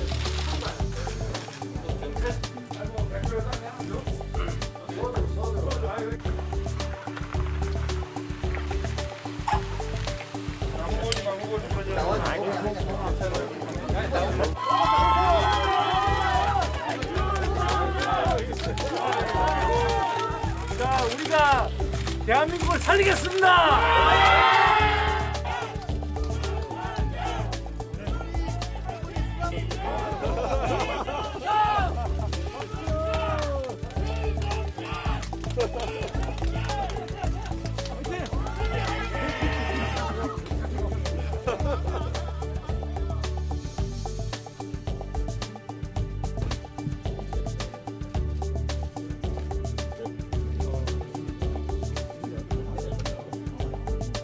이미 언론에서는 울산 합의, 울산 선언이라고까지 부르는 그런 원칙들을 만들었습니다. 젊은 세대가 관심을 가질 만한 정책 행보를 하는 것을 저희 당의 선거 전략 중에 으뜸으로 꼽았다는 것을 믿습니다.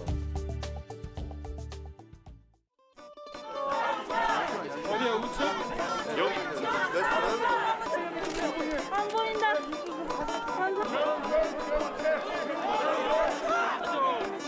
자, 집중.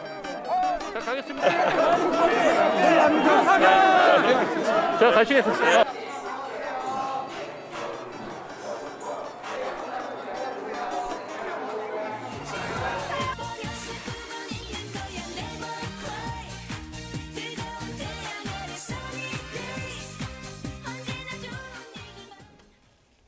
네, 빨간 전투복이라고 저희가 표현을 했는데 네.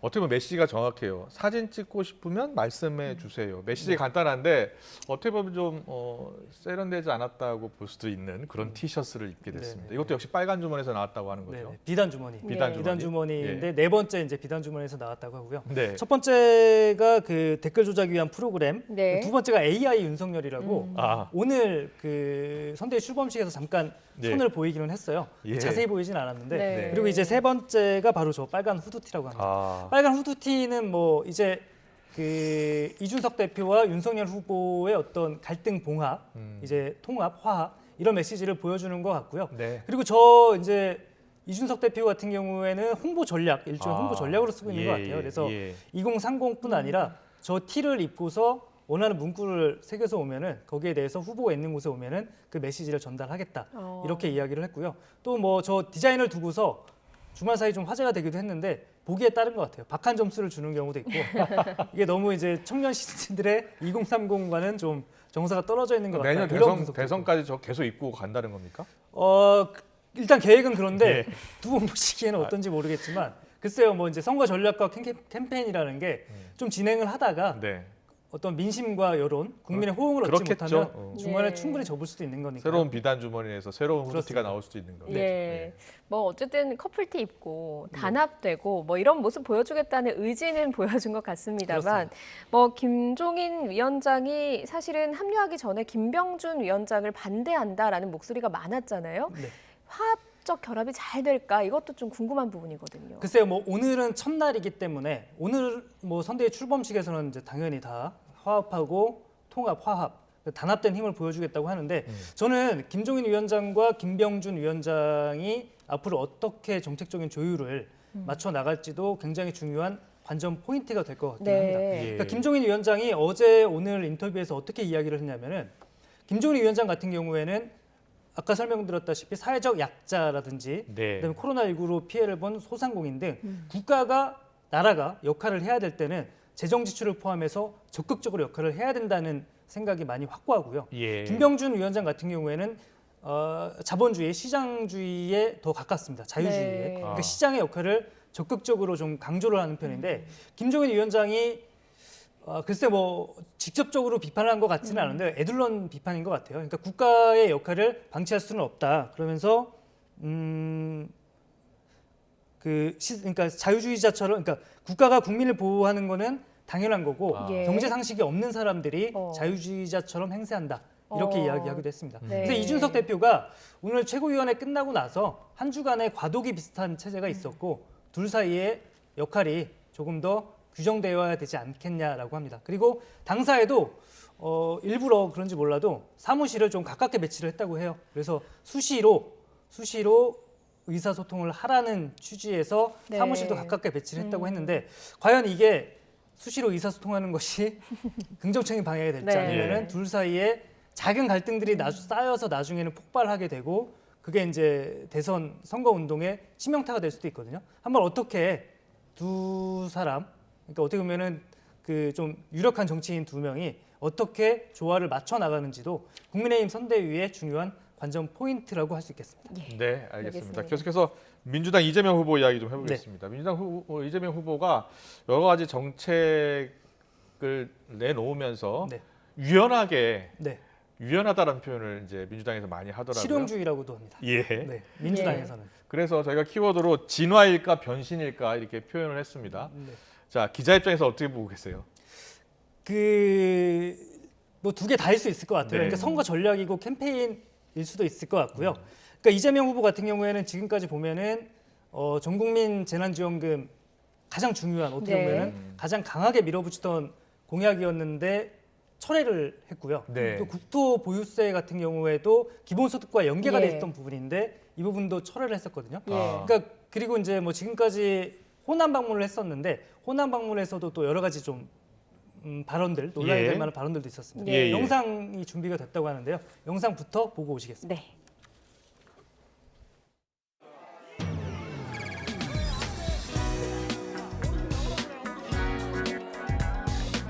어머니, 이거 확실히 맛있어요? 네, 맛있어요. 진짜 맛있는 거죠? 제일 좋은 거예요. 제일 좋은 좋은가요?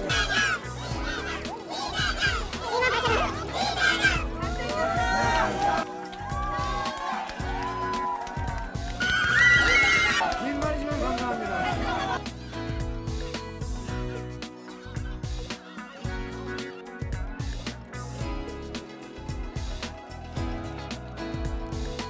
아버지는 시장의 화장실 시장 청소부, 요즘 말로 환경미화원을 하셨고, 어머니는 화장실 지키면서 대변은 20원, 소변은 10원 받고 휴지 팔고 살았습니다. 제 여동생은 야구르트 배달하고 미싱사 하다가 화장실에서 죽었습니다. 산재 처리도 못했습니다. 제가 출신이 비천합니다. 비천한 집안이라서 주변에 뒤지면은 더러운 게 많이 나옵니다. 그러나 진흙 속에서도 꽃은 피지 않습니까? 제 잘못이 아니니까 저를 탓하지 말아주십시오.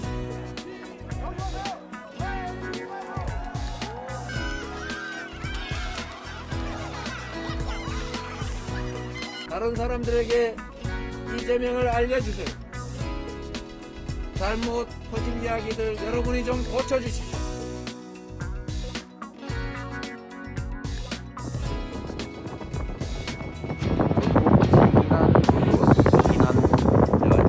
우리 개를 사랑합니다. 이거 누굽니까?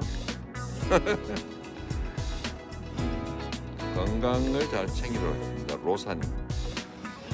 약간 나도 노안이 와서 작은 글씨가 잘 안 보입니다. 좋은 김씨입니다.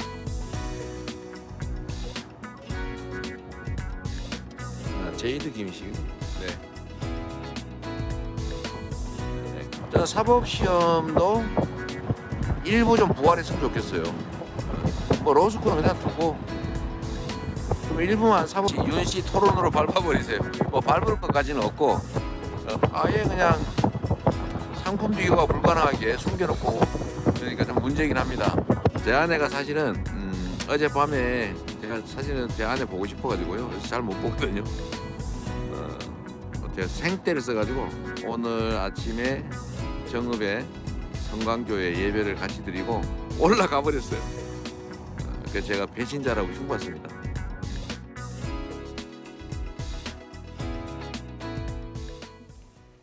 네, 이재명의 네. 변신, 네, 진화인가 변신인가. 야당에서는 예. 물론 이제 오락가락 행보다 강하게 네. 비판을 하고 있고요. 네. 민주당에서는 대통령으로서 갖춰야 할 당연한 실용주의다. 그리고 이재명 후보 본인이 100%내 확신이 있더라도 옳지 않으면은 주인이 원하지 않으면 국민이 원하지 않으면 바꾸겠다라고 계속해서 강조를 하고 있습니다. 예. 네.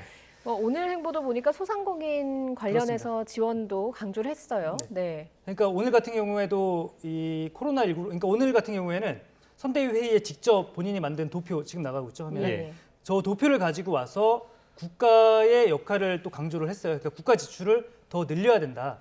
코로나19로 인해서 피해를 본 사람들 같은 경우에는 완전한 보상을 해야 된다라고 강조를 했고요. 예. 그러면서 기획재정부를 겨냥해서 뭐 또 쥐꼬리만한 지출이다. 이렇게 굉장히 수위 높은 비판을 이어가기도 했습니다.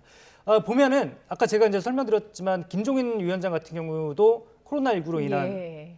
그 뭐 황폐해진 사람들 소생시켜야 된다면서 1호 공약 검토하고 있다고 하고 있고 이재명 후보 같은 경우에도 코로나로 인한 피해에 대한 완전한 보상을 또 네. 강조를 하고 있거든요. 그렇기 때문에 이게 대선 전국이 흐르면 흐를수록 이 코로나19로 인한 어떤 우리 사회 전체에 뭐 소상공인뿐만이 아니라 어떤 구조적인 변화라든지 이런 부분에 대한 정책 대결도 한번 보시면 좋을 것 같습니다. 먼저 이재명 후보가 오늘 기획재정부 굉장히 강도 높게 비판했는데요. 네. 이재명 후보 말부터 듣고 또 이어가겠습니다. 평소에 지출하던 거에 비교해서 코로나19 때문에 국가 지출이 얼마나 늘었느냐. 이거 정말 쥐꼬리입니다, 쥐꼬리. 정부가 자기 책임을 다하지 않은 거죠. 도대체 왜 이런지 정말 이해가 안 돼요. 기재부가 주로 이런 걸 하는데 정부가 인색하게 하다 보니까 괜히 공연히 국가 부채 비율은 낮게 유지합니다.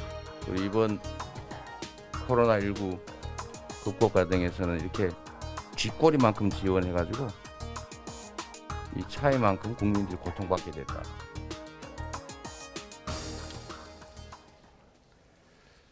네. 오늘도 사실은 우리 문재인 정부, 특히 기획재정부를 강하게 질타했잖아요. 그래서 이것을 놓고서 이게 이재명 후보의 차별화, 문재인 정부의 차별화 아니냐 이런 비판, 지적도 있더라고요. 네, 뭐 당연히 그런 해석이 네. 나올 만하고요. 그러니까 이재명 후보 같은 경우에는 정책과 민생을 굉장히 강조를 하고 있고 예. 부동산 부동산 정책 같은 경우에도 저희 YTN에 출연해서도 시장의 중요성을 거듭 그렇습니다. 강조하기도 했었잖아요. 예. 그리고 이제 마찬가지로 조국 전 장관 논란과 관련해서도 거듭 사과를 했었고 네. 그래픽으로 나가고 있는데 뭐 사법시험 부활이라든지 이런 부분 같은 경우에는 조금 눈에 띄게 차이가 나는 부분이기도 하고요. 예. 이런 부분들을 강조를 하는 동시에 또 윤석열 후보에 대한 비판도 수위를 갈수록 높이고 있습니다. 어제 같은 경우에는 뭐 이제 더 이상 검찰 국가 안 된다. 과거에 대한 복수 뭐 이런 걸로 정권을 잡겠다는 예. 사람에게 나라를 맡길 수 없다. 본인은 경제 대통령이 되겠다라면서 예. 확실한 차별화에 나서고 있습니다. 예, 알겠습니다. 일단 뭐 야당으로 교체된 정부보다 더 개혁적인 정부가 될 것이다. 본인이 그렇죠. 이재명 네. 후보가 그런 이야기도 했으니까. 네. 그러니까 이재명 앞으로, 후보가 되면 예. 뭐 정권 교체나 다름없다라는 예. 그런 연장선에서도 읽힐 것 같기는 한데 예. 아직까지 그 정도까지는 수위를 끌어올리고 있지는 않지만 예. 대선 전국이 본격화하고 있고 시간이 흐르면 흐를수록 문재인 정부와의 차별화는 그리고 이제 더군다나 지금 또 다른 변수가 코로나19가 계속해서 예. 확산하고 있잖아요. 예. 그렇기 예. 때문에 이 방역 대책과 소상공인 지원과 관련해서도 정부와 다른 본인만의 색깔 내기에 나설 가능성도 저는 배제할 수는 없을 것 같다고 봅니다. 예, 알겠습니다. 지금 양측이 또 한창 함께 뛸 선수들, 그러니까 영입을 하고 그렇습니다. 있거든요. 네. 그래서 다음 키워드가 영입과 관련된 건데 네네. 영입의 덫이라고 잡으셨더라고요. 그렇습니다. 그 민주당이나 국민의힘이나 대선이나 뭐 총선 앞두고서 인재 영입에 굉장히 공을 많이 들이고 있습니다. 그런데 이제 뭐 지난주에 몇 가지 사례들을 보면은 이게 인재 영입을 잘하면은 득점 포인트가 되지만 실패했을 경우 실점을 넘어서 예. 치명타가 될 수도 있거든요. 네. 예. 그런 차원에서 일단 제가 뭐 영입의 덫이라고 짧게 잡아보긴 했습니다. 예. 네. 그렇다면 누가 영입에 덫이 겁니까? 글쎄요, 뭐 이제 민주당 같은 경우에는 상임 공동 선대위원장으로 영입이 됐던 조동현 교수가 예. 사생활 논란 그리고 이 사생활 논란을 넘어선 또 다른 뭐 그런 것들이 좀 있었고요. 결국에는 이제 뭐 사흘 만에 본인이 자진 사퇴를 했었고 국민의힘도 마찬가지입니다. 국민의힘 예. 같은 경우에는 피부과 의사로 잘 알려진 네. 함익병 원장을 어제입니다. 바로 어제 네. 영입했다가 그 뭐 여성 비하 발언이 있었고요. 예. 그다음에 또 그 독재 옹호 발언이 예. 그렇죠. 있었습니다. 그래서 예. 7시간 만에 영입을 철회했거든요. 이것뿐만이 아니라 뭐 김성태 전 의원 같은 경우에도 직능총괄본부장에 내정을 했다가 예. 딸 채용비리 의혹이 불거지면서 영입을 철회하기도 했었습니다. 네. 그런데 당내 그 검증 기구가 있잖아요. 네네. 근데 당내 인사 검증 기구가 제대로 보지 못하고 있는 것 아니냐 이런 비판을 받을 수밖에 없겠어요. 그렇습니다. 그러니까 뭐 이런 일이 일어나는 게 예. 사실은 이제 양쪽 모두 어떤 뭐 선대 핵심 관계자들 이야기를 들어보면은요 구인난이 심각하다고는 합니다. 아, 첫 번째로 일단은 뭐 이 정치에 참여를 하겠다고 하는 순간에 혹독한 검증을 받아야 되고요. 이게 사실 이제 검증인지 아니면은 뭐 검증의 이름을 빌린 뭐 심각한 사생활 침해인지 선이 굉장히 모호할 예. 정도로 예. 너무 심각하다는 거고요. 두 번째는 뭐 검증 각각 정당이 당연히 해야 할 그 검증의 역할을 소홀히 했다는 비판도 사실은 피하기는 어려울 것 같아요. 함익병 원장 같은 경우에는 뭐 인터넷 검색만 조금 해보면은 그러니까요. 바로 과거에 네. 이렇게 나타나고 김성태 전 의원 같은 경우에도 채용비리 의혹을 뭐 몰랐다는 거는 사실 쉽게 네. 납득이 되진 않거든요. 그러니까 이 인재 영입이라는 게 정치의 역할이 뭐 갈등의 조정자 역할이라면은 세세하게 우리 사부의 균열 또 핵심에 있는 어려움에 있는 사람들을 영입을 해서 갈등의 조정 역할을 해야 될 텐데 네. 오히려 인재 영입 때문에 갈등이 증폭되는 이런 모순이 좀 일어나고 있는 것 같기도 합니다. 예. 앞서 이만수 기자가 이야기한 대로 실점을 하게 되는 게 또 영입 네네. 실패이기 때문에 고심이 많을 것 같습니다. 대안이 있습니까? 글쎄요, 뭐 각 정당마다 사실은 인재 영입이라든지 청년 정치, 특히나 요새는 이제 청년 정치가 많이 강조가 되고 있기는 하잖아요. 그러니까 제 생각은 아니고 박용진 의원이 어제 행사에서 이런 이야기를 했더라고요. 외부 인재 영입은 청년에게 기회를 주는 게 아니라 오히려 당의 미천을 드러내는 거다. 왜 자꾸 당 밖에서 인재를 찾으려고 하느냐. 예. 그러지 말고 당 내부에서 어떤 그런 인재 육성 프로그램을 만들자. 예를 들어서 뭐 김대중 정치학교라든지 네. 그런 것들을 만들어서 당 내부의 인재들을 조금 육성을 하자 이렇게 주장을 하고 있는데 저는 이것도 한 가지 대안이 될 수 있을 것 같고요. 실제 예전에 보면은 바른미래당 같은 경우에 옛 바른미래당 같은 경우에 청년 정치학교라고 있었어요. 네. 그래서 이제 청년들의 일찍부터 어떤 정치에 관심이 있는 정치에 뛰어들고 싶어하는 청년들을 육성하자고 해서 이제 그런 거를 했었고 실제 그 국민의힘 대변인 그리고 김재섭 전 비대위원 같은 경우에 이 바른미래당 청년 정치학교 출신이기도 합니다. 네. 좋은 아이디어네요. 청년 학교. 네. 예. 그런데 이제 가장 또 문제가 뭐냐면은 청년들이 정치에 뛰어들고 싶어도 생계 문제가 해결이 안 됩니다. 그런 기본적인 점도 생계 있겠네요. 문제와 그런 것들이 해결이 돼야지 정치 활동을 계속해서 이어나갈 수 있는데 아마 지금 국민의힘과 몇몇 대변인들 같은 경우에는 당에서 기본적인 뭐 월급 형태의 그런 것들이 지원이 되고 예. 있는 걸로 알고 있지만 예. 대부분의 이제 청년 활동가들은 사실은 딱히 뭐 보수나 이런 것들이 없거든요. 그런데 이제 본인의 생계도 이어나가야 하면서 정치 활동을 병행하는 게 사실은 쉽지가 않고 저는 이게 사실 어떻게 보면은 가장 큰 문제가 될 수도 있다고 봐요. 예. 그렇기 때문에 이제 뭐 검사 출신들이나 딱히 이제 이런 네. 뚜렷한 직업을 가진 분들이 네. 정치권에 오히려 쉽게 들어올 수 있는 환경과 배경이 되는 것도 이런 데 조금은 영향이 있지 않을까라고도 제 나름대로는 한번 생각을 해보고 있긴 합니다. 네, 정치권에 대해서 청년들이 분노하는 이유도 바로 여기에 있는 게 아닌가 싶어요. 청년들이 스윙보터가 되니까 이제서야 정책 만들다 보니 그동안 청년들을 이야기를 계속 들어왔고 네네. 아마 정책을 만들었다면 충분히 훌륭한 인물들이 더 많았을 텐데 지금 서둘러 찾다 보니까 인물난이라고 하는 거 아니겠습니까? 네, 그렇습니다. 네, 알겠습니다. 여기까지 듣겠습니다. 여야 반장큐는 정치부 기자들한테 직접 듣는 시간입니다. 월요일마다 이어지고 있고요. 오늘은 정치부 이만수 기자와 함께 알아봤습니다. 잘 들었습니다. 네, 고맙습니다.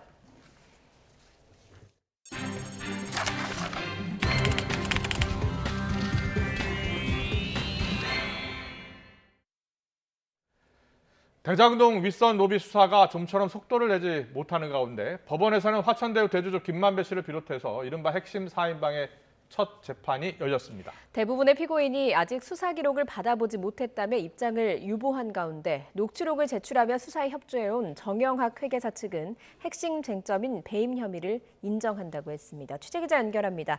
나혜인 기자. 네, 사회부입니다. 네, 대장동 4인방 첫 재판 일단 오늘은 끝난 겁니까? 네, 오후 3시에 서울중앙지방법원에서 시작된 화천대유 일당의 첫 재판은 대략 40분 만에 끝났습니다. 오늘 재판에선 공소 사실에 대한 피고인들의 입장과 입증 계획 등을 확인하는 공판 준비 절차가 진행됐습니다. 공판 준비 기일에는 피고인이 꼭 나오지 않아도 되는데 구치소에 수감 중인 유동규 전 성남도시개발공사 본부장은 하늘색 수의를 입고 법정에 나왔습니다. 나머지 구속 피고인인 김만배 씨와 남욱 변호사, 또 유일하게 불구속 기소된 정영학 회계사의 경우 변호인들만 출석했습니다. 변호인단은 우선 입을 모아 아직 검찰의 수사 기록도 다 확인하지 못했다며 방어권을 행사하기 위한 충분한 시간을 달라고 요청했습니다. 공소 사실을 인정하는지 입장도 구체적으로 밝히지 않았습니다. 특히 김만배 씨 변호인은 검찰이 배임과 뇌물, 횡령 등의 혐의로 기소한 뒤에도 다른 혐의로 계속 소환 조사를 하고 있다며 방어권을 행사하는 데 어려움이 있다고 주장했습니다. 남욱 변호사 측 역시 마찬가지라며 남 변호사는 2015년 이후 대장동 사업에 관여하지 않았는데 검찰이 단순히 정민용 변호사를 성남도시개발공사에 추천했다는 이유만으로 무리하게 공소사실을 구성했다고 비판했습니다. 다만 정영학 회계사 측은 피고인 4명 가운데 유일하게 공소사실을 인정했습니다.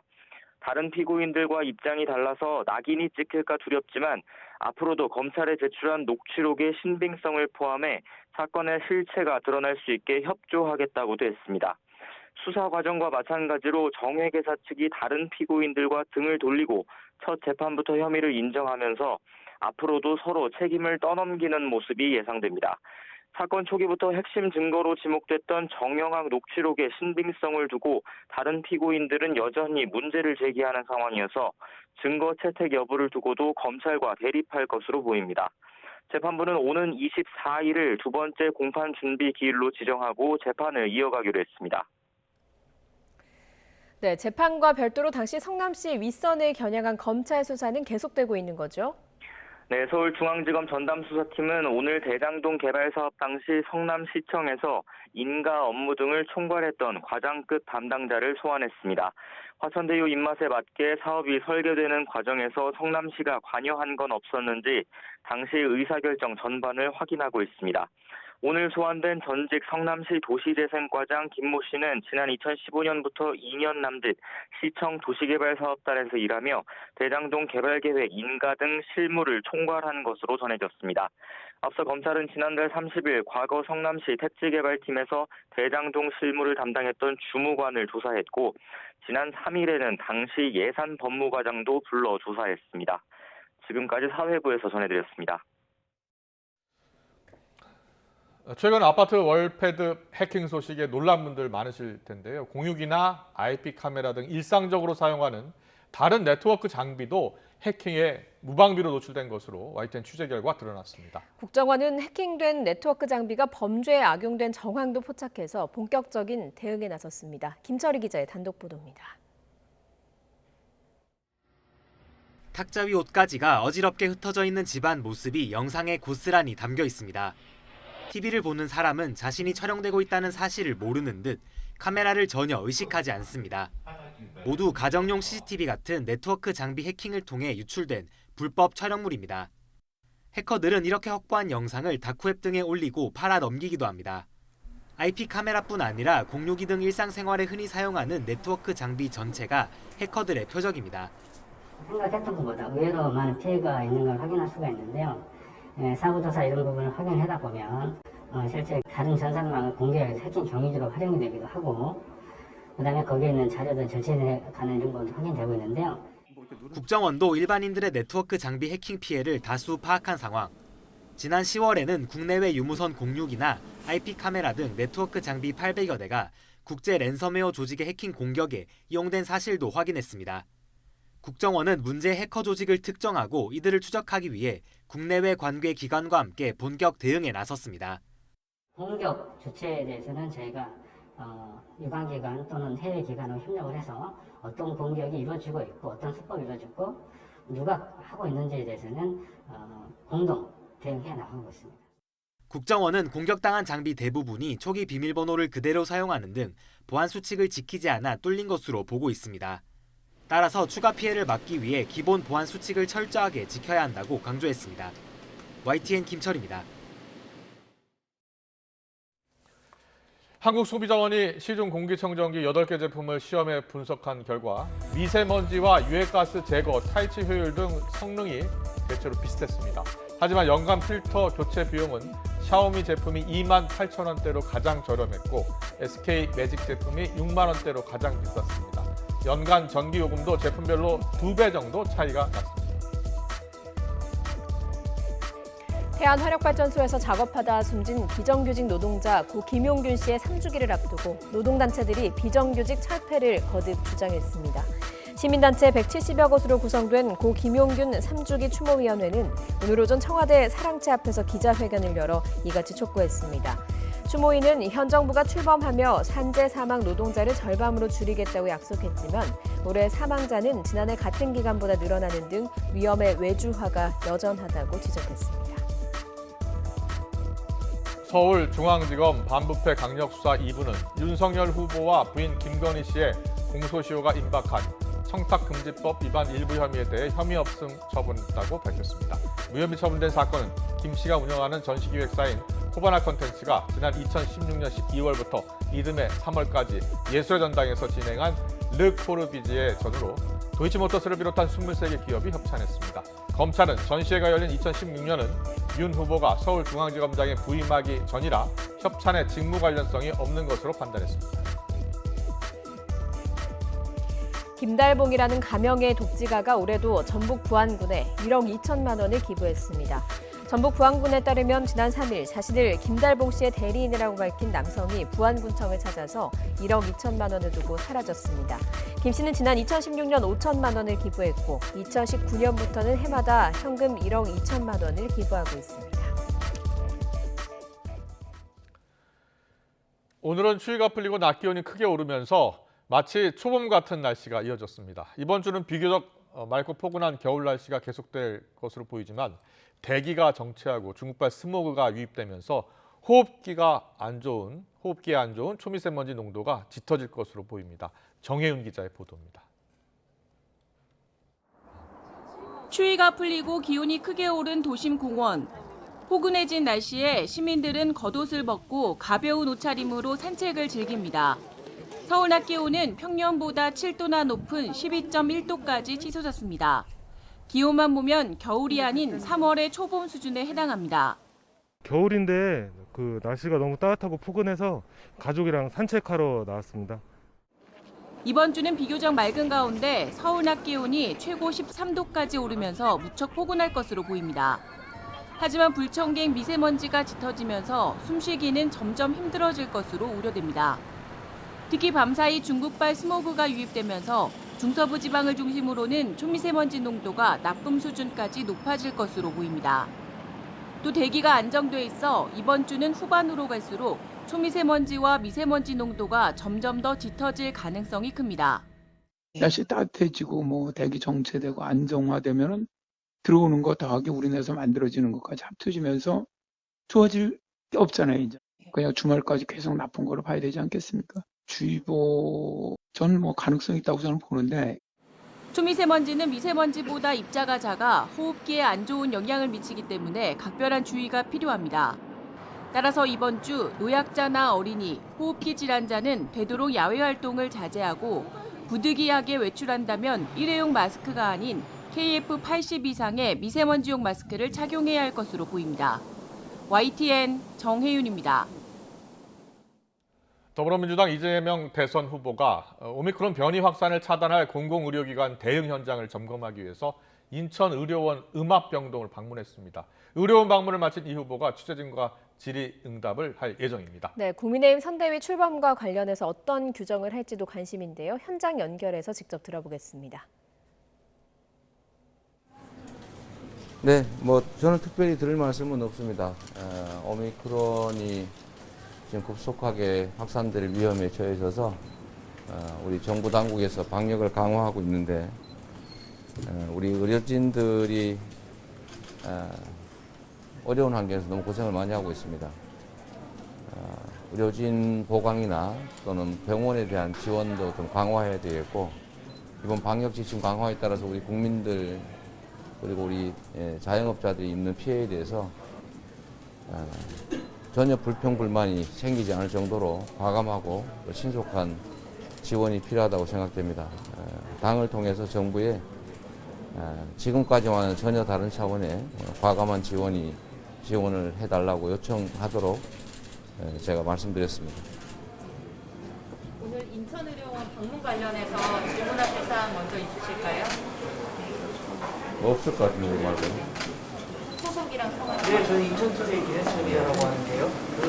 지금 인천에서부터 코로나가 발생했고 인천에서 오미크론이 처음 발견이 됐는데 지금 이 감염병 전문병원에 대한 인천 시민의 열망이 굉장히 높거든요. 근데 지난 금요일 날 질병청이 발표한 것을 보면 인천은 서울, 경기, 강원과 감염병 전문병원 유치를 좀 경쟁해야 되는 상황입니다. 이거에 대해 후보님 생각이 좀 궁금합니다. 일단 정부의 방침이니까 그 방침을 존중할 수밖에 없겠습니다.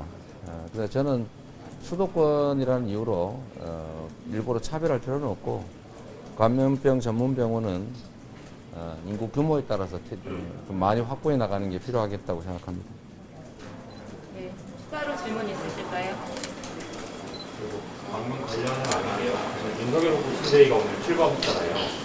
윤 후보가 문재인 정부를 위선적인 정부이고 교체하자면서 본인만의 윤석열표 동정을 내세웠는데 이제 김종인 위원장, 이준석 대표가 함께한 선대위 인선과 더불어 이 윤석열 선대위 출범을 평가해 주신다겠습니다. 정치란 말이 아니라 행동이 필요하고 약속이란 누구나 할 수 있는데 실천이 정말로 중요합니다. 말이 아닌 실천하기 경쟁 그리고 또 발목 잡기 경쟁이 아니라 더 나은 미래를 위한 잘하기 경쟁을 하게 되길 바랍니다. 네, 다른 질문 있으시면 하나만 더 받겠습니다. 네, 후보님은 3차 추가 점검하셨습니까? 제가 시간이 거의 돼서 최대한 빨리 집중을 하려고 지금 준비하고 있습니다. 오늘 여기서 맞아보려고 했더니 잘 안 된다고 하는 얘기를 들었는데요. 어쨌든 우리 국민 여러분께서도 지금 상당히 상황이 어렵기 때문에 접종 안 하신 분들 접종해 주시고 또 3개월이 지나면 추가 접종이 가능하니까 부스터샷 가능하면 좀 신속하게 맞아주시면 좋겠습니다. 저도 빨리 맞도록 하겠습니다. 제가 오늘이 딱 4개월 되는 날인 것 같습니다. 네. 사실 윤석열 후보 겨냥해서 특검 얘기 꺼내셨는데요. 사실 국회에서는 특검 위한 여야 협상이 벌어지고 있는 것 같은데 당에 전향적으로 요청하는 것이 전향적이 아니라 저로서는 뭐 사실상 아무 근거도 없는 의혹이지만 국민들께서 의혹을 가지고 계시기 때문에 검찰 수사가 매우 뭐 저로서도 신뢰하기 어렵고 특검을 통해서 깔끔하게 정리되길 저는 바랍니다. 그래서 성역 없이 처음부터 끝까지 이 화천대유 비리 사건의 전모를 특검이 수사를 해야죠.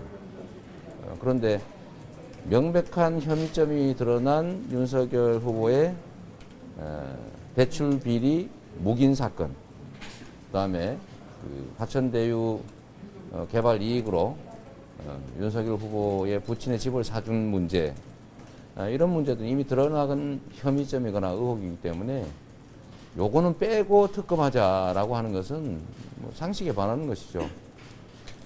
국민의힘과 윤석열 후보 측이 그랬지 않습니까? 특검을 거부하는 자가 범인이다. 제가 그 말씀 또 그대로 돌려드리겠습니다. 특검을 거부하는 윤석열 후보가 범인일 수 있습니다. 그래서 모든 점에 대해서 화천대유 비리 사건에 처음부터 끝까지 제한 없이 전면적인 특검을 우리 윤석열 후보께서 동의해 주시기 바랍니다. 네, 오늘 여기까지. 오늘 당 정책 요청에서 개발이익환수법은 빼고는 대부분 당론 채택이 안 됐었는데요. 후보께서는 지난번에 상임위원장단 소집해서 개혁 입법 좀 강조를 하셨는데 이거랑 좀 결이 다른 결과가 나온 것 같아서요. 당이라고 하는 게 워낙 많은 분들이 관여하고 있고 의견이 다를 수가 있고 또 국회의원 한 분 한 분이 독립적인 헌법기관이기 때문에 그 당의 소속 후보가 한마디 한다고 해서 일률적으로 그에 따르는 것을 기대하기는 어렵습니다. 순차적으로 당내 논의를 해서 지금 합의된 개발이익 환수 관련 3법부터 처리하고 또 의견을 계속 모아서 합의 가능한 것들을 당론으로 계속 만들어 가게 될 겁니다. 환수법에 배부를 수가 없고 지금 수년 동안 지지부진했던 게 후보의 한마디 말로 갑자기 된다면 그것도 이상한 일이겠죠. 당이 노력하고 있고 또 며칠 있으면 또다시 또 우리 당론 결정을 위한 회의들이 열릴 것이기 때문에 우리 국민들께서 바뀌고 있는 또 지금까지 완전히 다른 더불어민주당의 모습을 기대해 주셔도 좋겠습니다. 네, 여기까지. 네, 고맙습니다. 네, 이재명 후보가 오미크론이 급속하게 확산하면서 공공의료기관을 방문했는데 인천의료원을 방문했죠. 여기서 의료진이 어려운 환경에서 고생하고 있다. 의료진의 업무 부담을 덜어주기 위해서 의료진을 보강하고 또 병원 지원 강화, 특히 자영업자 피해 부분을 또 강조하면서 지금까지 다른 차원의 과감한 지원을 당과 정부에 요청하겠다라고 거듭 강조했습니다. 예, 그리고 윤석열 국민의힘 후보 선대위가 오늘 출범했는데 이 자리에서 문재인 정부에 대한 비판에 대한 질문도 나왔는데요. 정치란 말이 아니라 행동이 필요하고 약속이란 누구나 할 수 있는데 실천이 중요하다. 실천하기 경쟁했으면 한다. 이런 이야기도 밝혔습니다. 네. 대장동 특검에 대해서도 기존 입장을 밝혔습니다. 윤 후보의 대출비리 묵인 사건 그리고 화천대유 개발 이익으로 부친 집 사는 문제 등도 다 포함을 해야 한다라고 거듭 강조했습니다. 네, 좀 더 자세한 소식은 이어지는 시간에 전해드리겠습니다. 올해 프로축구 K리그도 어차피 우승은 전북, 우승은 전북, 어우전이라는 말이 현실이 됐습니다. 초보 사령탑의 지휘와 주축 선수들의 부재에도 정상을 유지하는 비결은 뭘까요? 조은지 기자입니다. 5년 연속 우승에 앞장선 초보 사령탑 김상식 감독이 팬들 앞에서 현란한 발놀림을 선보입니다.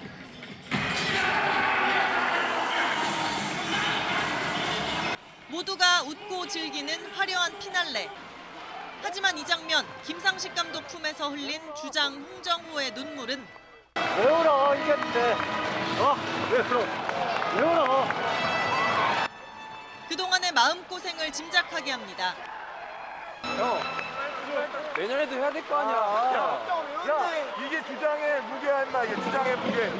지금처럼 응원 열심히 해주면 저희 선수들 꼭 좋은 모습으로 보답하겠습니다. 감사합니다. 최근 13년 동안 9차례 우승, 심지어 5년 연속 우승. 당연한 듯한 전북 천하지만 우여곡절 많았습니다. 구심점 이동국의 은퇴와 수비의 핵 김민재, 손준호의 이적, 김상식 신임 사령탑까지 온통 반신반의하는 시선이었습니다. 실제로 봄엔 충격의 리그 3연패 등 7경기 연속으로 승점 1도 따지 못했습니다. 하지만 지난해 MVP 손준호를 판돈 60억 원으로 영입한 일류첸코와 백승호, 송민규가 뿌리내렸고 치열한 내부 주전 경쟁과 우승 DNA가 살아나면서 10월에 선두를 찍었습니다. 사실상의 결승이던 울산전에서 4번째 대결 만에 처음 이긴 것도 결정적이었습니다. 감독이 힘듭니다. 솔직히 흰머리가 많이 늘었구나 하는 이야기를 많이 들었는데 참 오늘 그 우승을 인해서 또 우리 팬들에게 특별한 선물을 드린 것 같아서 그나마 위안이 됩니다. 과감한 투자로 우승이 상식이라는 찬사를 받는 전북은 안주하는 대신 박지성 고문에게 유소년팀 살림을 맡기면서 장밋빛 청사진을 그리고 있습니다. YTN 조은지입니다.